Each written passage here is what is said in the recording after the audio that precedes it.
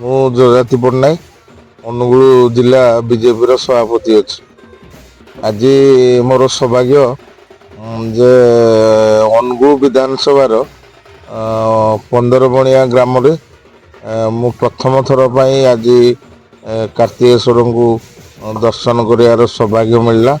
ଇଏ ପ୍ରକୃତରେ ରାସ ପୂର୍ଣ୍ଣିମା ପାଇଁ ଏ ଗାଁରେ ଆୟୋଜନ କରାଯାଇଛି। ଏକ ବିରାଟ ଆୟୋଜନ। ଆଉ ଏ ଗାଁର ଯେଉଁମାନେ ସଭାପତି, ଗାଁ ମୁଖିଆ, ସମସ୍ତଙ୍କୁ ମୁଁ ଧନ୍ୟବାଦ ଦେବି, କୃତଜ୍ଞତା ଦେବି। ମୋତେ ଏଠି ନିମନ୍ତ୍ରିତ କରିଥିବାରୁ ମୁଁ ନିଜକୁ ସୌଭାଗ୍ୟ ମନେ କରୁଛି।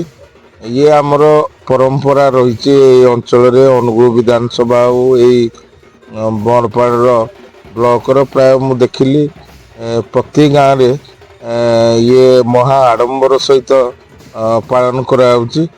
ଆଉ ରାସ ପୂର୍ଣ୍ଣିମା ଉପଲକ୍ଷେ ଇଏ ଯେଉଁ କାର୍ଯ୍ୟକ୍ରମ ଆରମ୍ଭ ହୋଇଛି, ପ୍ରଭୁ କାର୍ତ୍ତିକେଶ୍ୱର ସମସ୍ତଙ୍କର ମଙ୍ଗଳ କରନ୍ତୁ, ଏ ଅଞ୍ଚଳ ଆହୁରି ବିକାଶ ହଉ।